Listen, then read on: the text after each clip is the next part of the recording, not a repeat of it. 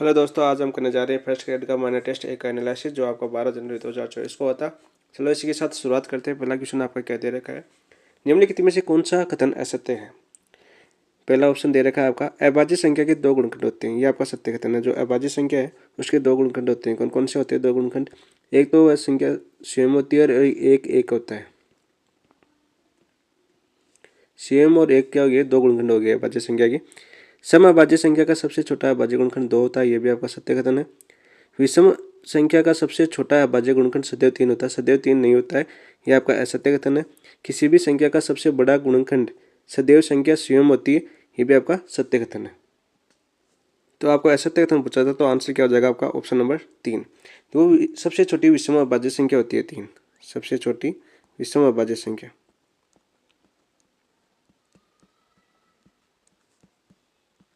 विषम अभाज्य संख्या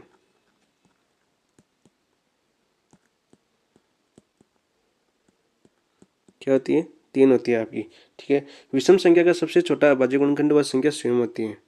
तो आपकी विषम संख्या होती है, अभाज्य गुणनखंड है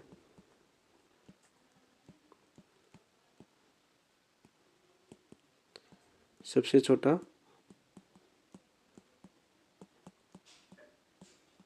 वह संख्या स्वयं होती है।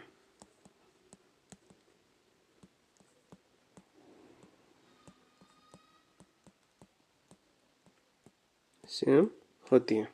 जैसे उदाहरण के लिए ले लो, एग्जाम्पल के लिए 5 ले लो, तो 5 सबसे छोटी अभाज्य संख्या क्या हो जाएगी? इसकी 5 हो जाएगी, अभाज्य गुणनखंड 5। नेक्स्ट क्वेश्चन देखो, क्वेश्चन नंबर 2 क्या दे रखा है आपका?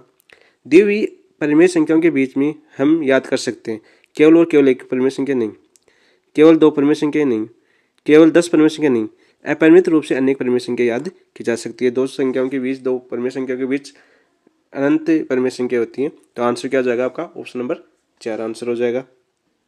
क्वेश्चन नंबर 3 देखिए। क्वेश्चन नंबर 3 क्या दे रखा है आपका? √2 और √7 के बीच परिमेय संख्या है। देखो, √2 और √7 के बीच में परिमेय संख्या पूछी है। तो √2 का मान क्या होता है? √2 का मान होता है 1.414 और √7 का मान क्या होता है? 2.646। ठीक है। तो देखो, ऑप्शन नंबर 1 और ऑप्शन नंबर 4 तो अपरिमेय संख्या है, तो कैंसिल हो जाएगी। ये इस अंतराल से बड़ी है, तो ये नहीं होगी। तो बच्चा क्या आपका? ऑप्शन नंबर 3 आपका आंसर हो जाएगा। क्या हो जाएगा परिमेय संख्या बीच की? 2.432 आपका आंसर हो जाएगा। नेक्स्ट क्वेश्चन देखो, क्वेश्चन नंबर 4 क्या दे रखा है आपका? क्वेश्चन नंबर 4 आपका परिमेय संख्या 33/2 का स्क्वायर इंटू 5 का दशमलव प्रसार निम्नलिखित के बाद समाप्त होता है। कितने दशमलव के बाद स्थान के बाद समाप्त होता है? तो देखो, इस क्वेश्चन को किस हिसाब से करते हैं हम? देखो, हमें दे रखा है 33/2 इंटू 5। तो नीचे हमें 10 बना लेते हैं। 10 बनाने के लिए क्या करेंगे? इसको 5 से गुणा करेंगे और ऊपर भी क्या करेंगे? 5 से गुणा करेंगे। तो ये संख्या वापस आ जाएगी। तो क्या हो जाएगा? देखो आपका 5 3 15 और 5 3 15 1 16, 165/2 इंटू 5/2। तो ये क्या हो जाएगा? 165/10, 10 की पावर 2 जगह 5 दूनी 10, 10/2, यानी 165 कितना हो जाएगा? 100। तो ये क्या हो जाएगा? 1.65। कितने दशमलव प्रसार के बाद रुक जाता है? 2 पॉइंट के बाद। तो आंसर क्या हो जाएगा? 2 दशमलव स्थान। आपका आंसर हो जाएगा option number 2। Question number next देखिए, 5 क्या आपका?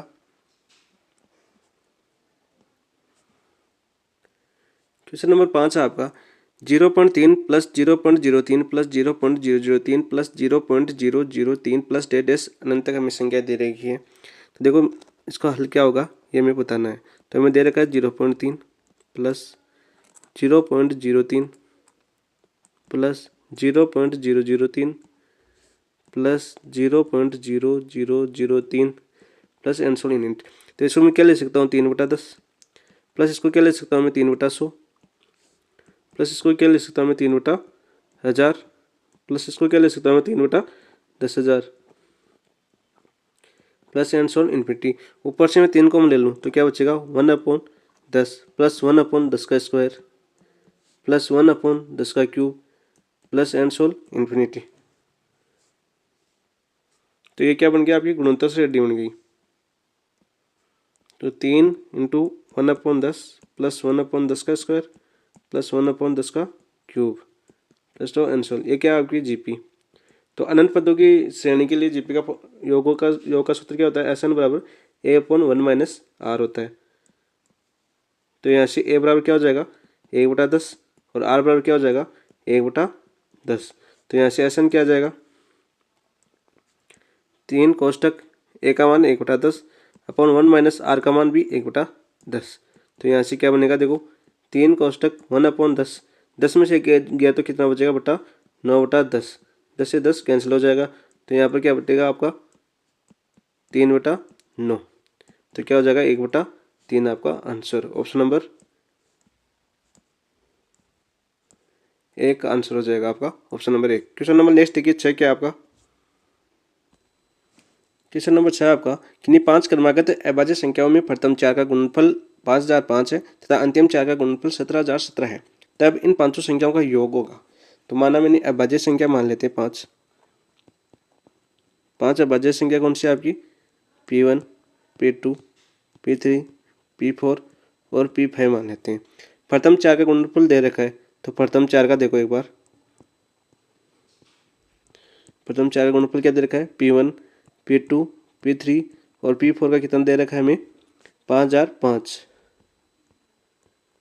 और अंतिम 4 का गुणनफल यानी P2 P3 P4 और P5 का गुणनफल कितना दे रखा है हमें 17017।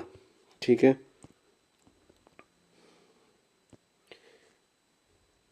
इसको 1 मान लेता हूँ, इसको 2 मान लेता हूँ। 2 में 1 का भाग देते हैं, 2 में 1 का भाग देंगे तो क्या हो जाएगा देखो P2 P3 P4 P5 upon ये हो जाएगा P1 P2 P3 और P4 बराबर 17017 अपॉन 5005। यहाँ से ऊपर से 17 कॉमन लूँ तो यहाँ पे क्या बचेगा 1001, नीचे से 5 कॉमन लूँ तो क्या बचेगा आपका 1001।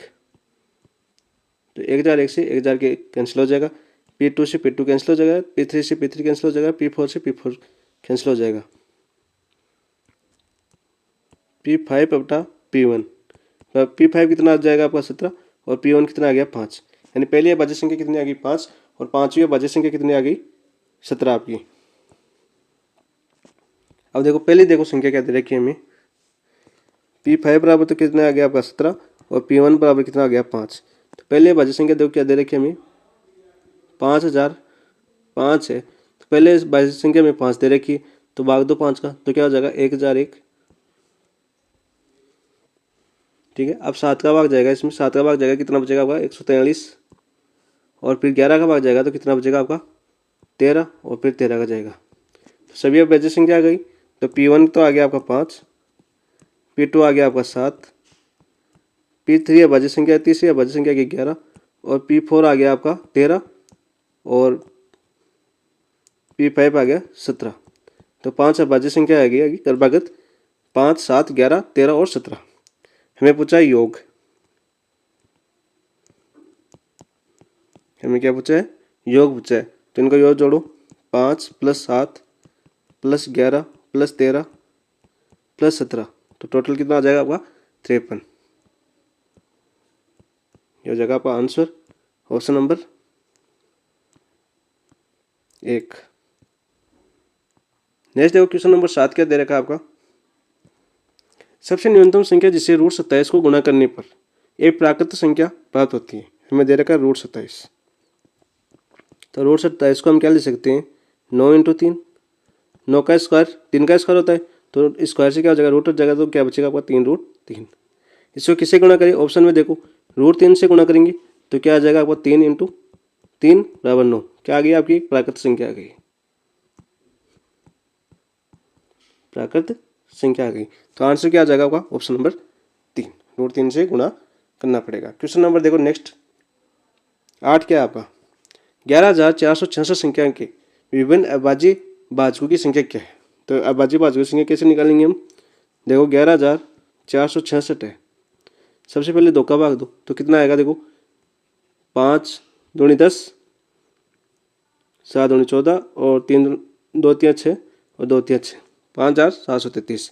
अब 2 का नहीं जाएगा, किसका जाएगा 3 का जाएगा, 3 एकम 3 3 हम 27 3 एकम 3 3 एकम 3 1911, फिर से 3 का जा रहा है कितने बार 36 18 3 3 9 11 में 3 गया, 2 बचेगा, 7 बचे, 21, तो 21 में 7 21, 7 बार गया। ठीक है, 637 में अब 3 का नहीं जाएगा, 4 का भी नहीं जाएगा, 5 का भी नहीं जाएगा, किसका जाएगा, 7 का जाएगा। 7 नम 63 और 7 एकम 7 91। फिर से 7 का जा रहा है, तो कितने बचे आपकी, 13 बार, 13 संत 91, तो क्या बचेगा 13 1। तो अभाज्य संख्या कितनी आ गई आपकी, 2 3 7 और 4। विभिन्न अभाज्य संख्या पूछी थी आपकी,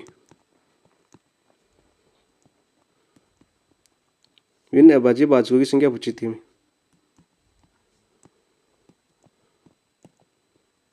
तो संख्या क्या हो जाएगी आपकी, 2 3 7 और 13। तो अब कितने होगी संख्या, 1 2 3 4। ऑप्शन नंबर 2 आपका आंसर हो जाएगा। क्वेश्चन नंबर नेक्स्ट देखो, 9 क्या है आपका, x का मान याद कीजिए, हमें दे रखा है 2 की पावर 3x बराबर 8 की पावर 2x प्लस 1। तो देखो 2 की पावर 3x बराबर, इसको क्या ले सकता हूँ, 2 का क्यूब क्या होता है 8, तो 2 3 2x प्लस 1, तो 2 की पावर 3x बराबर ये क्या हो जाएगा 2 की पावर 6x प्लस 3, तो बराबर है, तो क्या हो जाएगा 3x बराबर 6x प्लस 3। तो यहाँ से क्या बचेगा आपका, 3 को ले जाऊंगा तो माइनस का 3, और 6 में से 3x जाएगा तो कितना बचेगा 3x, तो x बराबर क्या बचेगा आपका माइनस का 1। आंसर क्या हो जाएगा, ऑप्शन नंबर 2 आपका। क्वेश्चन नंबर 10 देखिए, 10 क्या आपका, निम्नलिखित में से कौन x के बराबर है, हमें x के बराबर देगा, ऐसे क्वेश्चन कैसे करेंगे हम, ऑप्शन से करेंगे।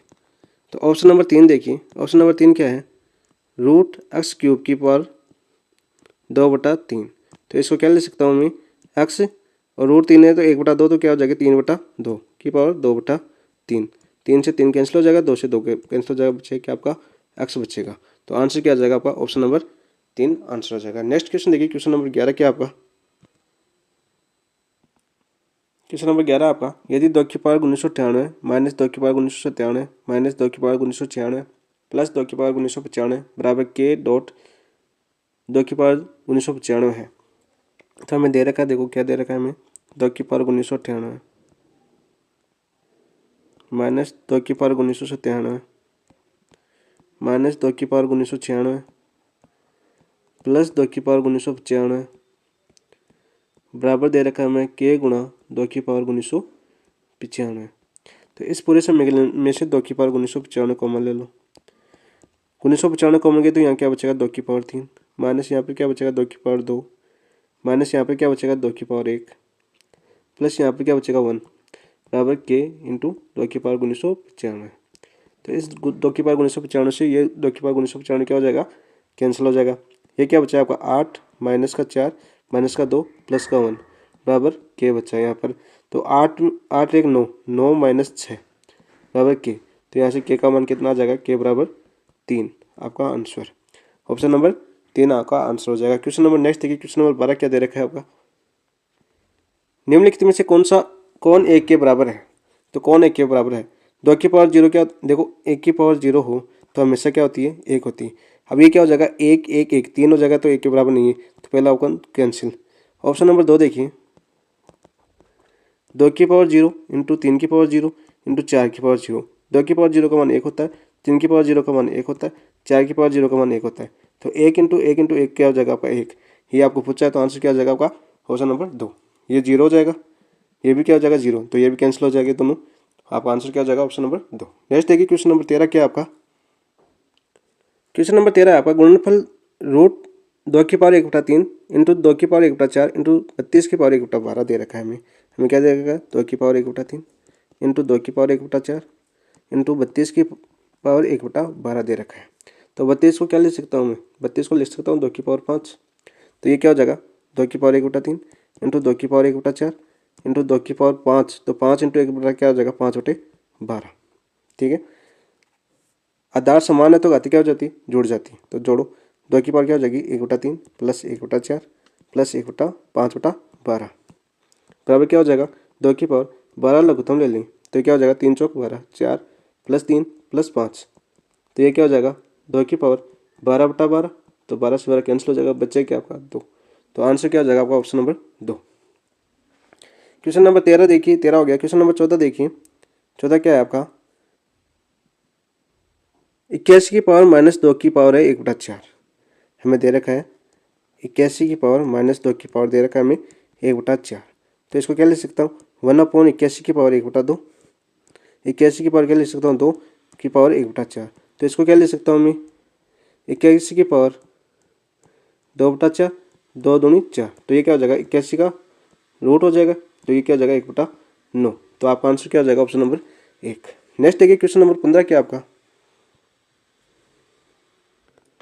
क्वेश्चन 15 क्या दे रखा है आपका, 2 अंकों की एक संख्या को या तो उनके अंकों के योग को 3 से गुणा कर 1 जोड़ने पर प्राप्त होती है, या उनके अंकों के अंतर को 6 से गुणा कर 1 जोड़ने पर प्राप्त की जा सकती है। तो वह संख्या कौन सी है। तो माना 2 अंकों की वो संख्या कौन सी है, एक्स और वाई है। एक्स और वाई है, ये एक्स वाई है। तो ये संख्या क्या हो जाएगी, पहली कंडीशन देखो, इन दोनों के योग को, यानी एक्स प्लस वाई के योग को 3 से गुणा कर +1 करने पर प्राप्त होती है। दूसरी कंडीशन क्या दे रखी है हमें, सेकेंड कंडीशन दे रखी है, ये संख्या है एक्स और वाई, इन दोनों के अंतर को, यानी 3 वाई माइनस एक्स प्लस 6 से गुणा कर रहा है, 3 से नहीं, 6 वाई माइनस एक्स प्लस 1 जोड़ने पर प्राप्त होती है। तो ये संख्या प्राप्त होती है, तो ये बराबर होगा। तो बराबर होगा तो इसको कैसे चेक कर लेंगे हम, ऑप्शन से चेक कर लो। ऑप्शन से चेक करेंगे तो पहला ऑप्शन नंबर 2 ही ले लो। ऑप्शन नंबर 2 देखो क्या है, 13 दे रखा है, ठीक है। तो चेक करो पहली कंडीशन, 13 बराबर 3 क्या देखा, एक्स क्या आ गया आपका 1 प्लस वाई क्या आ गया 3 प्लस 1। तो ये क्या हो गया देखो, 3 और 4 प्लस 1, तो 4 3 12 प्लस 1 बराबर कितना हो गया 13। तो संतुष्ट कर रहा है। दूसरी शर्त में देखो 13 6 वाई का मान कितना माना 3 माइनस एक्स का मान कितना माना 1 प्लस 1, तो कितना हो जाएगा देखो 6 2 प्लस 1। तो यहाँ से कितना होगा, 6 दूनी 12 प्लस 1 बराबर 13। तो ये भी संतुष्ट कर रहा है। तो आंसर क्या हो जाएगा आपका, ऑप्शन नंबर 2। ठीक है, ये मैथ के 15 क्वेश्चन कंप्लीट हो गए। अब देखिए क्वेश्चन नंबर 16 आपका करंट से संबंधित है। 16 क्वेश्चन क्या दे रखा है आपका, प्रधानमंत्री आवास योजना शहरी 2.0 के संदर्भ निम्न कथनों पर हमें विचार करना है। इस योजना की अवधि 2019-29-30 तक रहेगी। यह आपका गलत कथन है, 2029-30 तक नहीं रहेगी। कब तक रहेगी, 2028-29 तक। ठीक है, पहली बात तो ये हो गई। इसका लक्ष्य 1 करोड़ शहरी गरीब और मध्यम वर्गीय परिवारों को केंद्रीय सहायता प्रदान की जाएगी। यह आपका सत्य कथन है। इसका कार्यान्वयन 4 घटकों के माध्यम से किया जाएगा। उपरोक्त में से कौन सा कथन सत्य है। तो आपका 2 और 3 सत्य है, तो आंसर क्या हो जाएगा आपका, ऑप्शन नंबर 3। अब देखो आंसर तो आ गया आपका ऑप्शन नंबर 3। अब देखो ये योजना शुरुआत कब हुई थी, इस योजना की शुरुआत हुई थी इसकी 9 अगस्त 2024 को। 9 अगस्त 2024 को। कितने करोड़ बजट है इसका, बजट कितना है ये भी पूछा जा सकता है।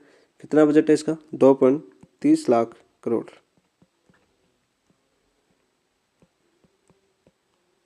ठीक है, नेक्स्ट देखो क्वेश्चन नंबर 17 क्या आपका, सूची प्रथम को सूची द्वितीय के साथ सम्मिलित कीजिए। ठीक है, सूची फर्स्ट दे रखी है हमें रामसर स्थल, सूची सेकंड दे रखा है हमें राज्य। देखो नंजरायण पक्षी अभ्यारण्य और कासुवेली पक्षी अभ्यारण्य और तवा जलाशय, राज्य दे रखे आंध्र प्रदेश, तमिलनाडु और मध्य प्रदेश। तो नंजराई पक्षी अभ्यारण्य तमिलनाडु में है, कासुवेली पक्षी अभ्यारण्य भी काम आपका तमिलनाडु में है, 1 भी 2 में है और 3 भी 2 में है, और तवा आपका मध्य प्रदेश में है। तो आंसर क्या आपका 2 3 2, ऑप्शन नंबर 4 तो आंसर हो गया। ठीक है, अब देखो भारत में वर्तमान रामसर स्थलों की संख्या कितनी होगी टोटल, भारत में रामसर स्थलों की टोटल कुल संख्या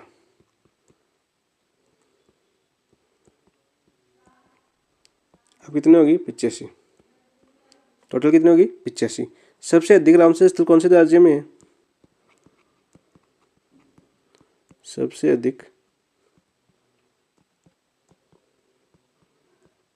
रामसर स्थल आपके किसमें, तमिलनाडु में है। कितने, 18। तमिलनाडु में कितने हैं, 18। और सेकंड नंबर पर कौन है आपका, यूपी। यूपी में कितने आपके, 10। ठीक है, एक क्वेश्चन इंपॉर्टेंट और बनता है, क्या बनता है यहाँ पर कि 2014 से 2024 तक रामसर स्थलों की सूची में कितनी नई आर्द्र भूमि जोड़ी गई। देखो 2014 से 2024 तक, ठीक है, नई आर्द्र भूमि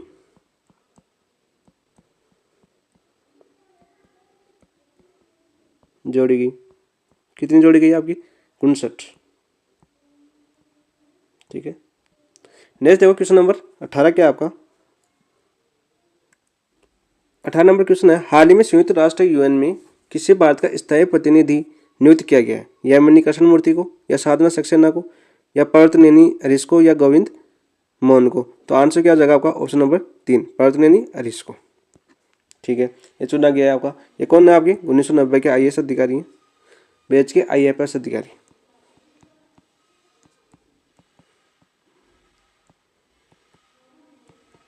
आईएफएस अधिकारी हैं। और इन्होंने किसके बाद स्थान, इनके पहले कौन थे? इनसे पहले कौन थे? इनके पहले थे आपके रुचिरा कंबोज।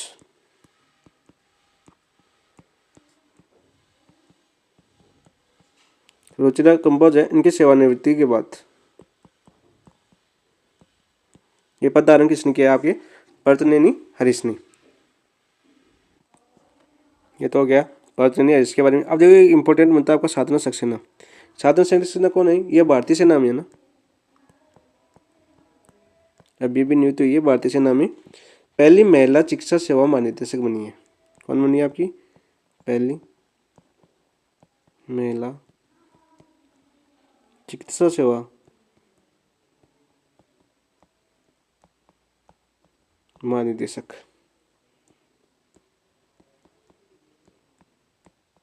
नियुक्त हुई है और इससे पहले सशस्त्र बल के हॉस्पिटल में रह चुकी है ये। ठीक है। नेक्स्ट है क्वेश्चन नंबर 19 क्या आपका? 19 है आपका, पहले राष्ट्रीय विज्ञान पुरस्कार 2024 के अंतर्गत विज्ञान रत्न पुरस्कार प्रदान किसे किया गया? जो आपका विज्ञान रत्न पुरस्कार है 2024 का, वो किसे प्रदान किया गया है? धीरज मोहन बनर्जी को, या गोविंद राजन पद्मनाभन को, आशुतोष पांडे को, या अनंत एकर्षि को? तो ये दिया गया आपका ऑप्शन नंबर 2, गोविंद राजन पद्मनाभन को। ठीक है। तो ये कौन से वैज्ञानिक है? आणविक जीव विज्ञान और जैव प्रौद्योगिकी अनुसंधान के वैज्ञानिक है ये आपके। आणविक जीव विज्ञान और जैव प्रौद्योगिकी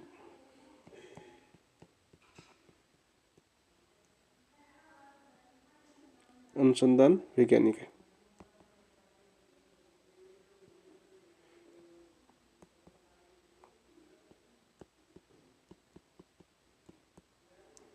ठीक है। ये तीन आप देखो, एक दिया गया था आपका विज्ञान श्री पुरस्कार। विज्ञान श्री कितने वैज्ञानिकों को दिया गया था? ये पूछा जा सकता है आपका 13 वैज्ञानिकों को। एक विज्ञान युवा पुरस्कार कितने वैज्ञानिकों को दिया गया?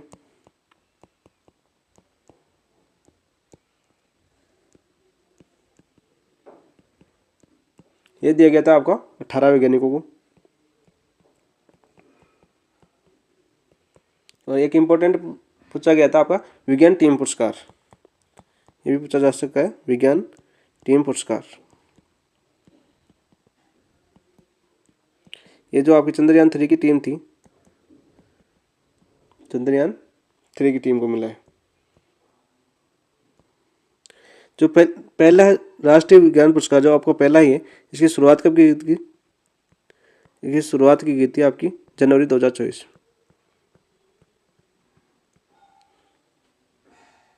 नेक्स्ट देखो क्वेश्चन नंबर 20 क्या आपका? ओलंपिक 2024 में भाग लेने वाले भारतीय एथलीटों व उनके खेल के संबंध निम्न युगों पर हमें विचार करना। खिलाड़ी दे रखे हैं और खेल दे रखे हैं। Manu Bhaker 10 metre air rifle से, यह आपका सही है। Swapnil Kusale 50 metre pistol 3 position, pistol से नहीं थे ये, किसे थे आपके? राइफल। राइफल में 3 पोजीशन पर रहते हैं। Arjun Babuta 10 metre air pistol और निशा दहिया कुश्ती। तो निशा दहिया किसे नहीं थी आपकी? और अर्जुन बबूता ये भी आपके एयर पिस्टल से नहीं थे, किसी थे आपके? राइफल से थे। तो आपका 2 और 3 गलत है, तो 1 और 4 सही है। तो 1 और 4 कौन से ऑप्शन में? ऑप्शन नंबर 4 आपका आंसर हो जाएगा। और ये कौन से, जो अर्जुन बबूता है कौन से स्थान पर रहते? अर्जुन बबूता आपको चौथे स्थान पर रहते, चौथे स्थान पर रहते। आप देखो इंपॉर्टेंट कौन सा आपका? मनु भाकर वाला भी इंपॉर्टेंट है। मनु भाकर ने 2 कांस्य पदक जीते थे। एक तो आपका 10 मीटर एयर राइफल में, पिस्टल में, और इसमें स्कोर क्या रहता है इनका? इनका स्कोर आता है आपका 221.7। दूसरा कांस्य पदक जीता था इन्होंने जोड़ी के रूप में। और जोड़ीदार कौन था इनका? इनका जोड़ीदार था आपका सरबोज सिंह। और किस जोड़ी को हराया था इन्होंने? पराजित किसको किया था? पराजित किया था ये दक्षिण कोरिया की जोड़ी को।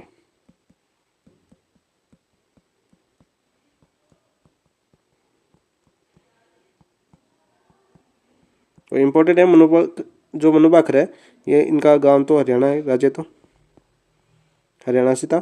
एकमात्र महिला है ये जिन्होंने 2 पदक जीते हैं, 2 पदक जीते हैं। ठीक है। और ये आपका दूसरा ऑप्शन था सर्पिन कुसाले। ठीक है, 3 पोजीशन रहते हैं। इन्होंने भी कौन सा पदक जीता था? आपका कांस्य पदक जीता था राइफल में, कांस्य पदक जीता था इन्होंने। और इनका स्कोर आता है आपका 451.4।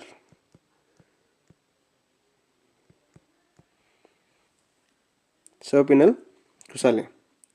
तो आंसर तो हो गया आपका ऑप्शन नंबर 3। नेक्स्ट देखो क्वेश्चन नंबर 21 क्या आपका? भारत की पहली स्वदेशी डेंगू वैक्सीन डेंगी ऑल किसके द्वारा विकसित की गई है? ICMR व भारत बायोटेक द्वारा, ICMR व जाइडस कैडिला द्वारा, ICMR व पेनेसिया बायोटेक द्वारा, भारत बायोटेक व पेनेसिया बायोटेक द्वारा। तो ये पहली डेंगू वैक्सीन है वो जारी की गई है आपकी ICMR व पेनेसिया बायोटेक। ऑप्शन नंबर 3 आपका आंसर हो जाएगा। नेक्स्ट देखो क्वेश्चन नंबर 22। तरंग शक्ति अभ्यास 2024 के संबंध में निम्नलिखित कथनों पर विचार किया। पहले तो आपको ये पता होना चाहिए तरंग शक्ति अभ्यास है वो किससे संबंधित है? आपकी वायुसेना से संबंधित थी, वायुसेना से संबंधित है। और ये सबसे बड़ा अभ्यास था, सबसे बड़ा अभ्यास। तो देखो पहला कथन क्या दे रखा है? यह भारतीय वायुसेना द्वारा आयोजित पहला बहुराष्ट्रीय अभ्यास था। ये आपका सत्य कथन है। इस अभ्यास का प्रथम चरण 6 अगस्त से 14 अगस्त 2024 तक सुलार तमिलनाडु में आयोजित हुआ। ये भी आपका सत्य कथन है। तो सही कथन पूछा तो आंसर तो क्या हो जाएगा आपका? ऑप्शन नंबर 1 और 3 दोनों। ऑप्शन 3 आंसर हो जाएगा आपका। इसका दूसरा चरण कब स्टार्ट हुआ था? देखो दूसरा चरण स्टार्ट हुआ था इसका 29 अगस्त से 14 सितंबर 2024 तक चला था ये। ठीक है। और इसमें 30 देशों की वायुसेना ने भाग लिया था। कितने देशों की? 30 देशों की वायुसेना ने।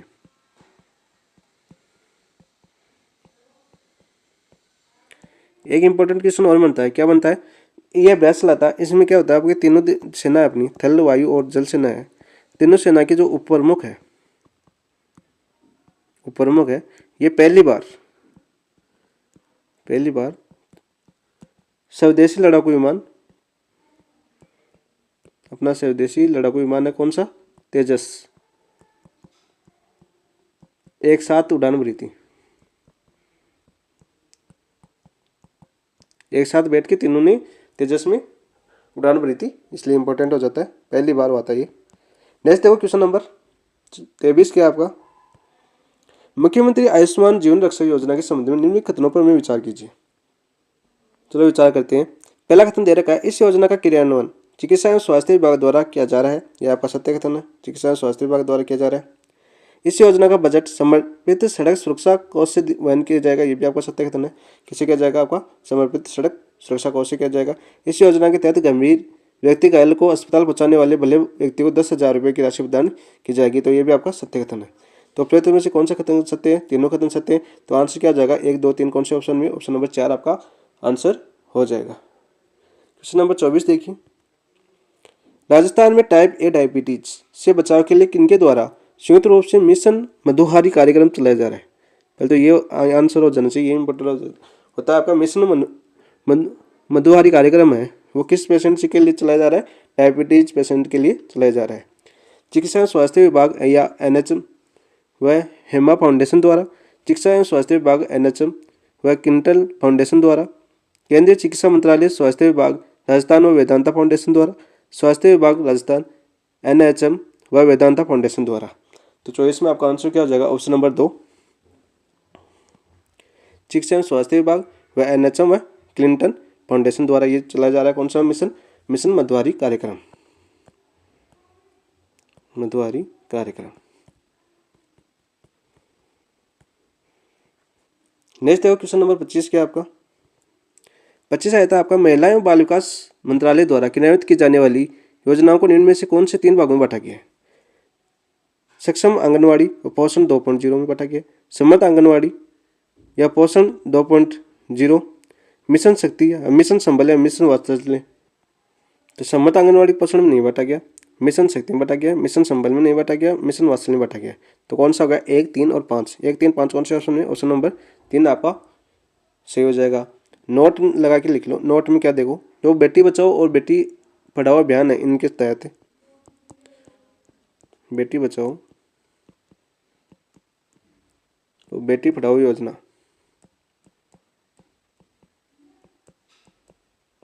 कौन से राज्य में लागू नहीं है? ये आपकी कलकत्ता जो पश्चिम बंगाल है,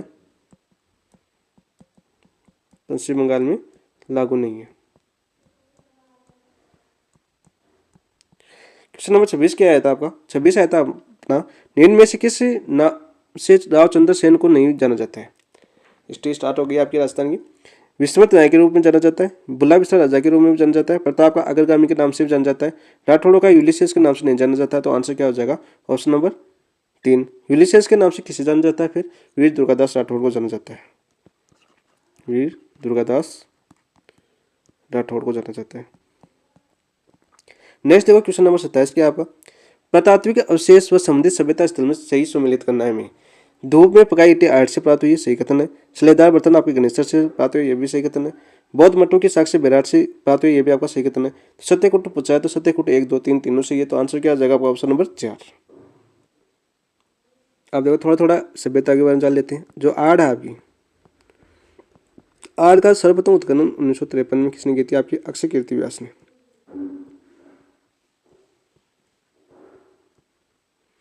खोज किसने की थी? आपकी अक्षय कीर्ति व्यास ने की थी। ठीक है। व्यापक उत्खनन किसने किया था? आड़ में व्यापक उत्खनन है, आड़ में व्यापक उत्खनन किया था आपका 1956 में आर सी अग्रवाल ने।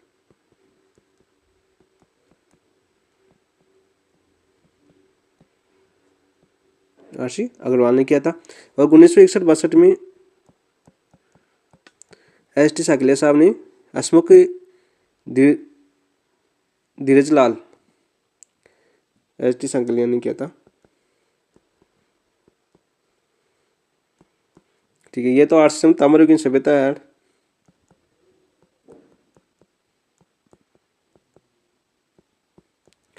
गणेशर देखो, गणेशर की खोज किसने की थी? सर्वप्रथम गणेशर की खोज है वो की थी आपकी 1977 में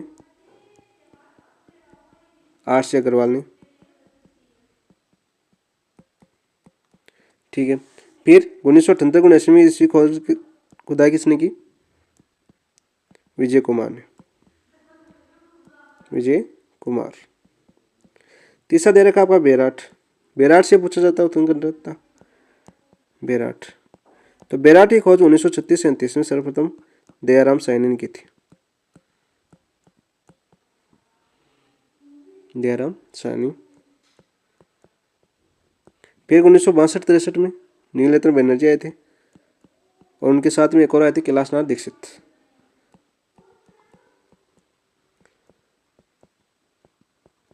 बनर्जी के साथ एक और कौन आए थे? आपके कैलाशनाथ दीक्षित, दीक्षित आए थे। और इनके बाद में आए थे कौन? एम.एन. देशपांडे।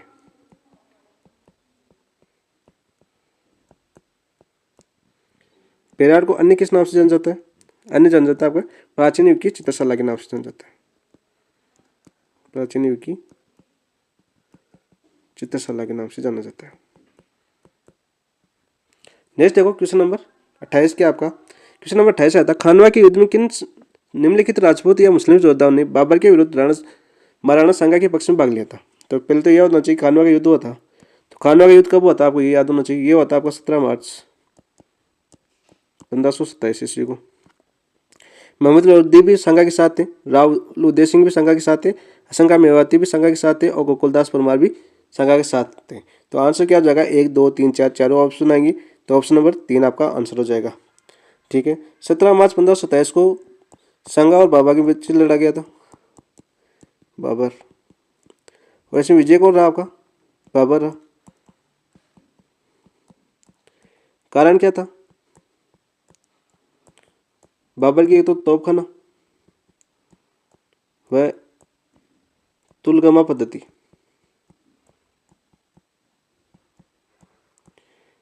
बाबर के तोपची कौन थे? क्वेश्चन बार बार पूछा जाता है, तोपची कौन थे? ये थी एक तो मुस्तफा और दूसरे कौन थे? अली। नेक्स्ट देखो क्वेश्चन नंबर 29 क्या आपका। राज सिंह को किस मुगल शासक ने शमशाबाद व नूरपुर की जागीर प्रदान की? अकबर ने, जहांगीर ने, शाहजहां ने, औरंगजेब ने? तो किसने की थी? अकबर ने की थी। कब की थी? ये की थी आपकी 1604 ईस्वी के अंदर, 1604 ईस्वी के अंदर। तो इसके साथ साथ एक उपाधि भी दी थी। उपाधि क्या दी थी आपकी? राय की उपाधि। ये भी किसने दी थी? अकबर ने दी थी राज सिंह को 1604 ईस्वी में शमशाबाद और नूरपुर की जागीर के साथ। क्वेश्चन नंबर नेक्स्ट देखिए कि 23 क्या आता होगा। महाराणा प्रताप के विरुद्ध अकबर ने अंतिम अभियान किसके नेतृत्व में भेजा था?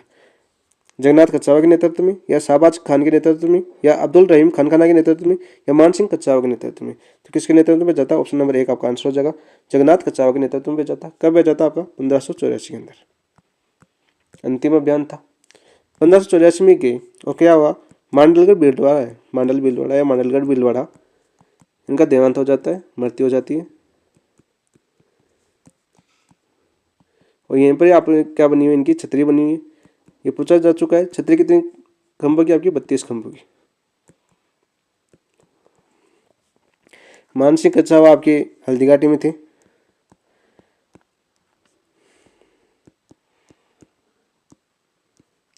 नेक्स्ट देखो क्वेश्चन नंबर 31 क्या आपका। राणा सांगा ने के द्वारा लड़ी गई निम्न लड़ाइयों का सही कालक्रम बताना है। तो सही कालक्रम पूछा जाता है राणा सांगा। देखो खातौनी की लड़ाई है, ये लड़ी गई थी आपकी 1517 के अंदर। सांगा थे, और सांगा के खिलाफ कौन थे? इब्राहिम लोधी थे,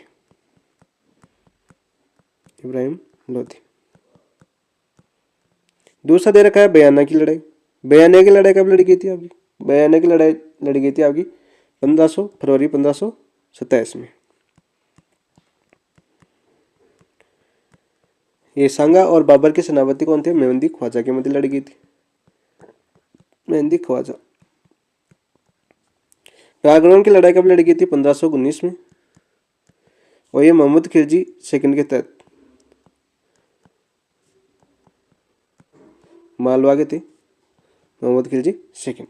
तो कालक्रम पूछा तो क्या हो जाएगा? देखो खतौली दो, ऑप्शन नंबर 2 1 पर, 3 2 पर और 1 1 पर, तो 2 3 1 हो जाएगा। आंसर हो जाएगा आपका ऑप्शन नंबर 2 हो जाएगा।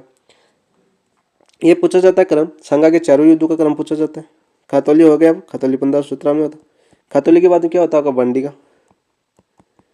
बंडिया कब होता है आपका? 1518 में। सांगा थे, सांगा के खिलाफ कौन थे आपके? मियाँ मखन, इब्राहिम लोधी के सेनापति थे मियाँ मखन। और फिर 19 में आपका गगरोन का हो गया, 27 में मेहंदी ख्वाजा के साथ हो गया, और फिर लास्ट में हो गया आपका खानवा का।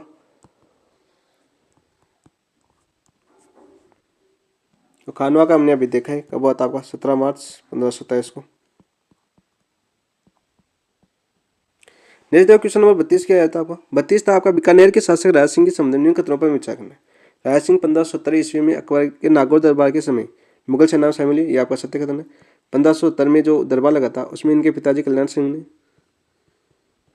अकबर की अधीनता स्वीकार कर ली थी, और इसी के साथ राय सिंह अकबर की सेना में शामिल हो गए थे। अकबर ने 1572 में जोधपुर का प्रशासन नियुक्त किया, ये भी सत्य कथन है। जब उनका उत्तराधिकारी युद्ध चल रहा था तो इन्होंने राय सिंह की नियुक्ति कहाँ कर दी? जोधपुर कर दी प्रशासक के रूप में। राय सिंह मुगल शासक अकबर और जहांगीर दोनों की सेवा में रहे, ये भी आपका सत्य कथन है। तो आपको सत्य कथन पूछा था, सत्य कथन क्या हो जाएंगे? 1 2 3 हो जाएंगे। 2 बार नियुक्त किया था जोधपुर प्रशासक, 1581 से 83 भी में भी नियुक्त किया था राय सिंह को जोधपुर का प्रशासक। नेक्स्ट देखो क्वेश्चन नंबर 33 क्या है आपका। चंद्रसेन को नियंत्रित करने हेतु 1575 में अकबर ने किसके नेतृत्व में बड़ी सेना भेजी? हुसैन कुली खां के नेतृत्व में, जला खां के नेतृत्व में, या राज सिंह के नेतृत्व में, या मान सिंह के नेतृत्व में? तो आंसर क्या हो जाएगा आपका? Option number 2। 1575 में जला खां के नेतृत्व में भेजी थी सेना, ठीक है, लेकिन जलाल खां क्या हो गया था? मारे गए थे, ये मारा गया था। तो फिर उन्होंने क्या किया? अकबर ने शाहबाज खान के नेतृत्व में भेजी बाद में, के नेतृत्व में सेना भेजी और 1575 में उन्होंने शाहबाज खान की सिर के लिए आपके सिवाना पर अधिकार कर लिया।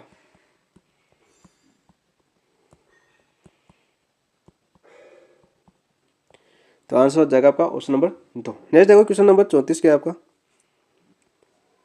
34 आपका संतुलन कालीन शासक नासिरुद्दीन मोहम्मद व बलबन का समकालीन जालोर शासक कौन था? चाचंग देव था। सामंत सिंह कन्नर देव के पिताजी थे। कन्नर देव किसके थे? अलाउद्दीन खिलजी के समय था। दीन खिलजी। और 1311 में अलाउद्दीन खिलजी ने जालौर से छीन लिया। नेक्स्ट देखो क्वेश्चन नंबर 35 क्या आपका। 35 दिया था अलाउद्दीन खिलजी ने चित्तौड़ पर अधिकार कर उसका नाम खिरजाबाद रखा। उक्त संदर्भ में खिरजाबाद नाम उल्लेख कहाँ से प्राप्त होता है? वो पूर्व ताम्रपत्र से होता है, चिरवाब लेख से होता है, या दाईबाई पीर दरगाह लेख से होता है, या कीर्ति स्तंभ लेख से होता है? तो ये किससे होता है? ऑप्शन नंबर 3 आपकी दाईबी पीर दरगाह लेख से होता है। ये आपको 1325 ईस्वी का लेख है। ये मिला था आपको चित्तौड़ के अंदर। इसमें उल्लेख मिलता है कि अलाउद्दीन खिलजी ने चित्तौड़ का अधिकार कर उसका नाम खिरजाबाद रख दिया। तो चित्तौड़ पर अलाउद्दीन खिलजी ने अधिकार कब किया था? आपका 1303 ईस्वी में। कीर्ति स्तंभ कुंभा के काल में लिखी गई थी। नेक्स्ट क्वेश्चन नंबर 36 क्या आपका। हमीरदेव चौहान रणथंभौर की थे। हमीरदेव चौहान के संबंध में निम्नलिखित कथनों में से असत्य कथन का चयन करना।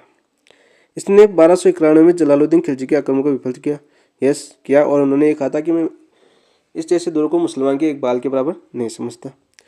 इसने अलाउद्दीन खिलजी के मंगोल विद्रोह को शरण दी। यस केबरू और मोहम्मद शाह को शरण दी थी। ये भी आपका सत्य कथन। किन किन को? केबरू व मोहम्मद शाह। हमीर की पत्नी रंगदेवी ने नेतृत्व में राजस्थान का पहला जरकोर गया। यह भी आपका सत्य कथन है। कब किया? 1301 ईस्वी में। हमीर के विरुद्ध खिलजी सेना के नेतृत्व केबरू को तो शरण दी थी, इन्होंने नहीं किया। तो असत्य पूछा तो आंसर क्या हो जाएगा आपका? Option number 4। तो इसके सेनापति कौन थे फिर?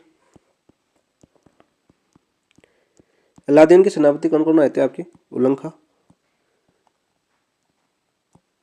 नुसरत खां और अल्प खां, तीनों आए थे। नुसरत खां जो जाहिद दुर्ग है, रणथंभौर दुर्ग की कुंजी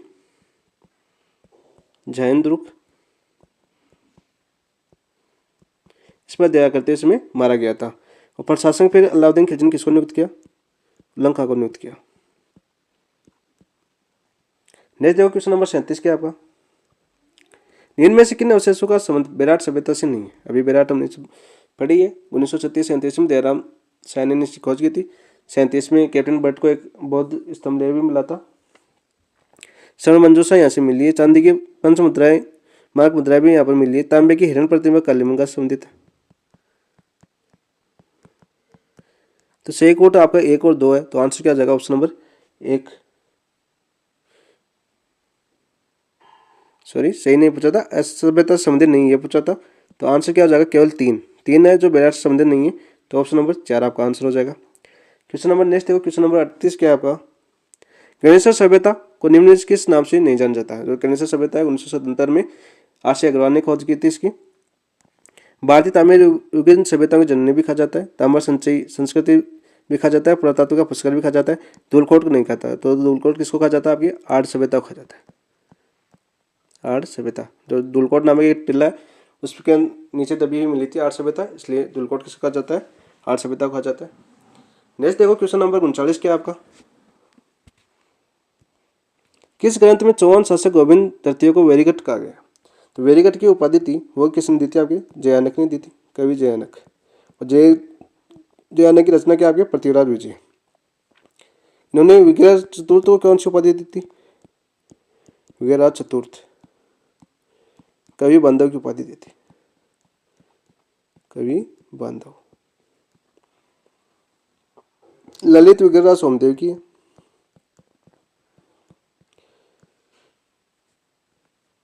हमीर राजस्व के रचनाकार कौन है? आपके सारंगधर है, सारंगधर। और कुमार राजस्व के रचनाकार कौन है? आपके दलपति विजय।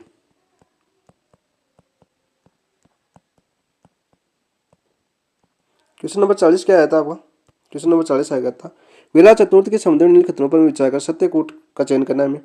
यह दिल्ली पर अधिकार करने वाला प्रथम शासक था। दिल्ली शिवालिक का लेख पर इन्होंने लेख भी लिखवाया था, ये तो प्रथम शासक तो ये था। इसने मलेच्छों का दमन कर आर्यवत को आर्य भूमि में बदला, ये भी आपका सत्य कथन है। वीरराज ने अजमेर में संस्कृत पाठशाला बनाई, यह कंटाभरण के नाम से जानी जाती है, ये भी आपका सत्य कथन है। वीरराज गढ़वाल शासक विजय चंद्र से पराजित नहीं हुआ, विजय हुआ था, विजय हुआ था, ये चौथा गलत हो जाएगा। तो सत्य कथन पूछा था 1 2 3 सत्य है, तो आंसर क्या हो जाएगा आपका ऑप्शन नंबर 3 हो जाएगा 40 में।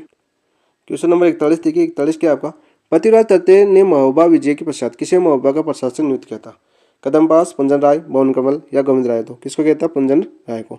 महोबा का युद्ध पृथ्वीराज विजय ने कब लड़ा था तृतीय ने? वो लड़ा था आपका 1182 में, ठीक है। और चंदेल शासक कौन था उस समय महोबा का?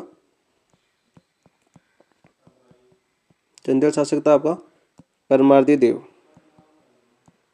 परमार्दी देव थे, इन्हें पराजित करे और पंजन राय को यहाँ का प्रशासक नियुक्त किया था। इस युद्ध में जो चंदेल सेनापति थे 2, अला उद्दल मारे गए थे, अला व उद्दल मारे गए। कदमबास और भूमि कमल है, ये प्रारंभिक सेनापति थे पृथ्वीराज तृतीय के।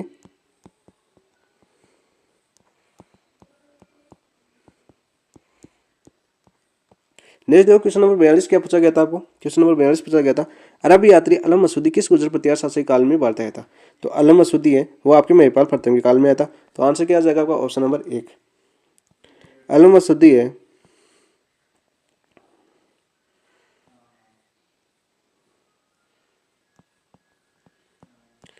इसने गुजर जो प्रतिहार है तो उनको क्या कहकर पुकारा है? अल गुजर कहकर पुकारा है। और जो राजा है उसको क्या कहकर पुकारा है इन्होंने? बोरा। सुलेमान किस काल में आया था? सुलेमान आया था आपके महीरभोज काल में, ठीक है। महिपाल प्रथम का दरबारी कवि कौन था? राजशेखर। वो महेंद्रपाल प्रथम का भी था ये, ठीक है। दोनों का एक ही तक दरबार कवि राजशेखर। नेक्स्ट देखो क्वेश्चन नंबर 43 क्या पूछा गया था आपका, कालीबंगा सभ्यता के उत्खनन में प्राप्त साक्ष्यों में सम्मिलित है। देखो जोते हुए खेत के प्रमाण कालीबंगा से मिले, टोटीदार पहले भी कालीबंगा से मिले, रोमन एवं पूरा कालीबंगा से नहीं मिले, खिलौना के खिलाड़ी भी खेल काटे भी कालीबंगा से मिली है, उनको 7 अग्निवेदिकाएं मिली है, ये भी खास मिली कालीबंगा से मिली है। तो आंसर क्या हो जाएगा? 1 3 4 5, 1 3 4 5 कौन से? Option number 4। रोमन एरपेरा का संबंध किससे? आपके आर्ट से संबंधित है।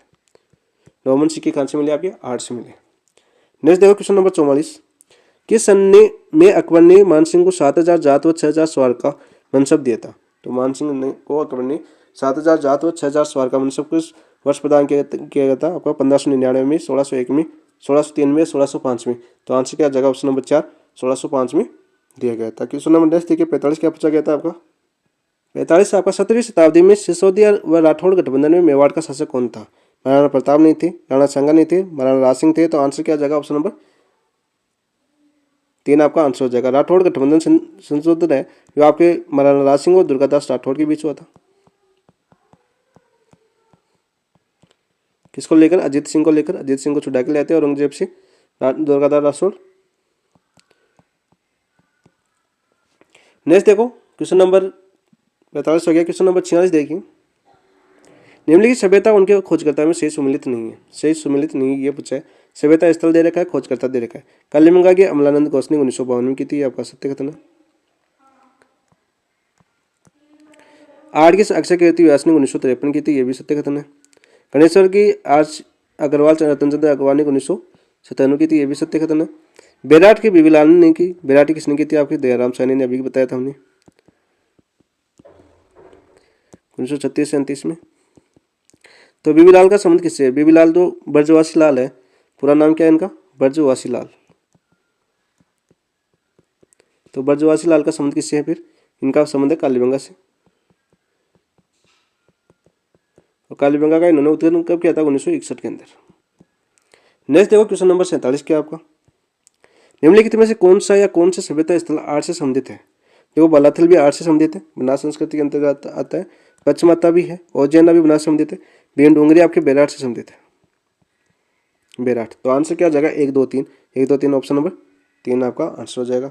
नेक्स्ट देखो क्वेश्चन नंबर 48 क्या आपका, मानसिंह कच्छावा के संबंध में अधोलिखित खतनों पर विचार कीजिए। जो मानसिंह कच्छावा है उसके संबंध में अधोलिखित खतनों पर हमें विचार करना है। अकबर ने 1580 में मानसिंह को सिंध प्रदेश का स्वतंत्र अधिकारी नियुक्त किया। तो सिंध का स्वतंत्र अधिकारी नियुक्त किया था 1580 में, आपका सत्य कथन है। बंगाल की सूबेदारी के दौरान मानसिंह ने अफगान विद्रोहियों ईसा खां व सुलेमान का दमन किया, यह भी आपका सत्य कथन है। मुगल तरादेर संघर्ष में मानसिंह ने सलीम का सहयोग किया, यह गलत कथन है। तो उपरोक्त में से सत्य कथन कौन सा है? 1 और 2 सत्य है। तो आंसर क्या हो जाएगा आपका? ऑप्शन नंबर 1 आंसर हो जाएगा। नेक्स्ट देखो क्वेश्चन नंबर 49 क्या है आपका?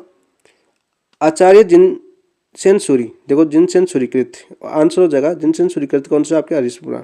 जिनसेन सूरी ने कौन सी लिखी थी? हरिवंश पुराण ने लिखी थी। और दरबार के किसके थे? वत्सराज के। 3 क्वेश्चन आ गए इसी के अंदर।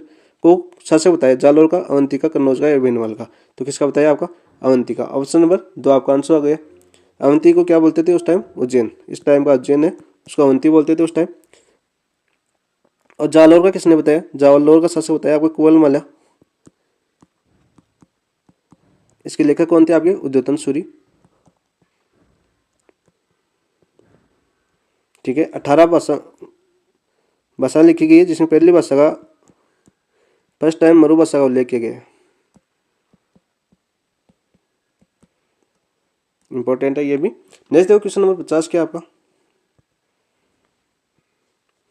प्रतिहार शासक महेंद्रपाल प्रथम है के समय निम्न से असत्य कथन को है। महेंद्रपाल प्रथम है, उसके बारे में असत्य कथन बताना निम्न कथनों में से। राजशेखर ने महेंद्रपाल प्रथम को सफल कला निलय की उपाधि दी, ये आपका सत्य कथन है। सकल कला निलय की उपाधि किसने दी थी? राजशेखर ने दी थी महेंद्रपाल प्रथम को। अभिलेखों में महेंद्रपाल प्रथम की उपाधि परम भठार के महाराजे राज परमेश्वर प्राप्त होती है, ये भी आपका सत्य कथन है। बीएन पाठक ने महेंद्रपाल प्रथम को हिंदू भारत का अंतिम महान हिंदू सम्राट कहा, यह भी आपका सत्य कथन है और इम्पोर्टेंट भी है। किलहौन ने महेंद्रपाल प्रथम की तुलना भावभूति व कालिदास से की। किलहौन ने जो महेंद्रपाल प्रथम की तुलना भावभूति व कालिदास से नहीं की। किलहौन ने किसकी तुलना की? आपकी विग्रहराज चतुर थे, चौहान शासक।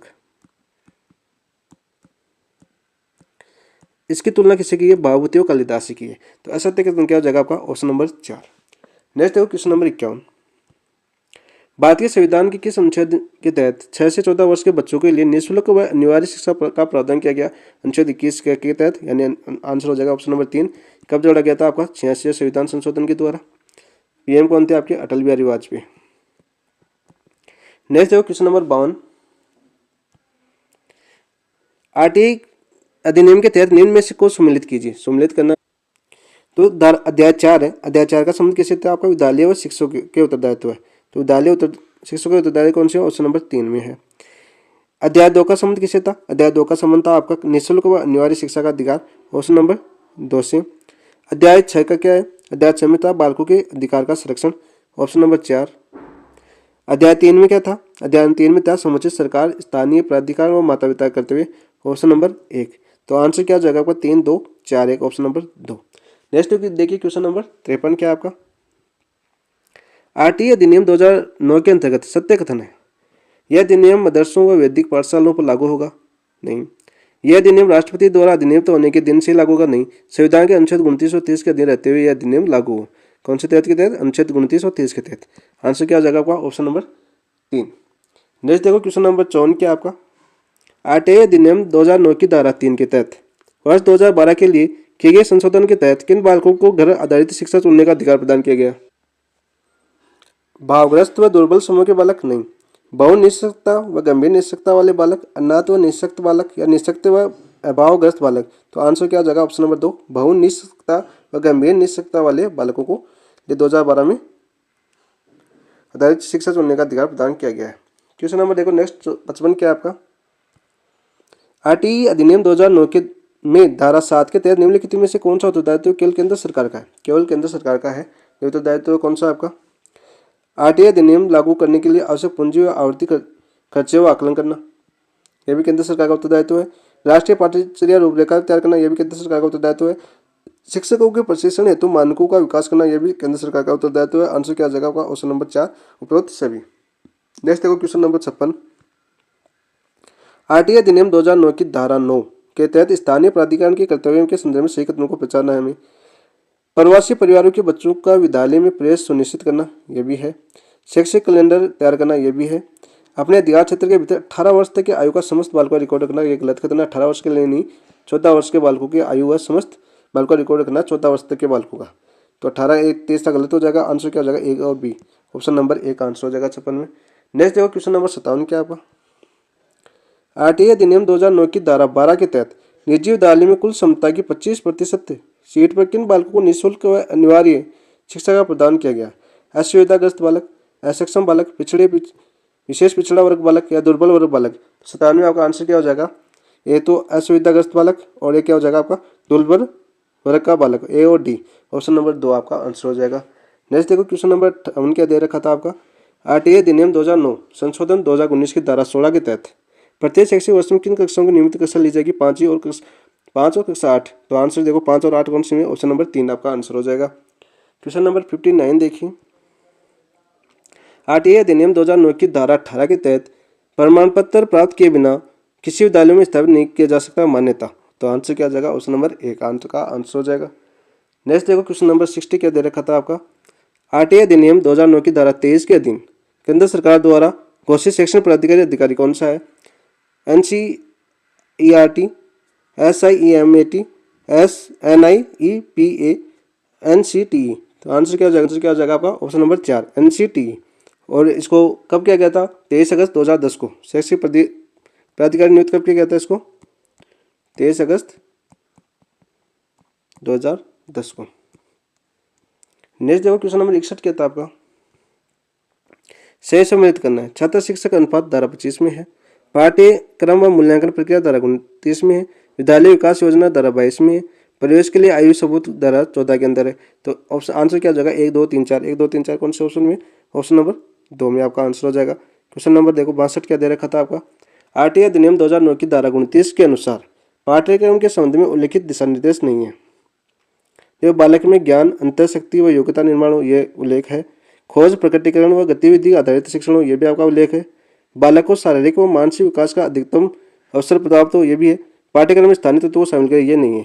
तो नहीं है पूछा था, तो आंसर क्या जगह ऑप्शन नंबर 4 62 में। क्वेश्चन नंबर 63 देखिए, निःशुल्क और अनिवार्य बाल शिक्षा अधिकार अधिनियम 2009 के अनुसार बालकों के अधिकार का संरक्षण के अंतर्गत अधिकारों के सुरक्षा उपायों की जांच और समीक्षा एवं उनके प्रभावी क्रियान्वयन की अनुशंसा का कार्य किसका है? राष्ट्रीय सलाहकार परिषद का, राज्य सलाहकार परिषद का, राष्ट्रीय अथवा राज्य सलाहकार परिषद का, या राष्ट्रीय अथवा राज्य बाल संरक्षण आयोग का। तो 63 में आपका आंसर क्या हो जाएगा?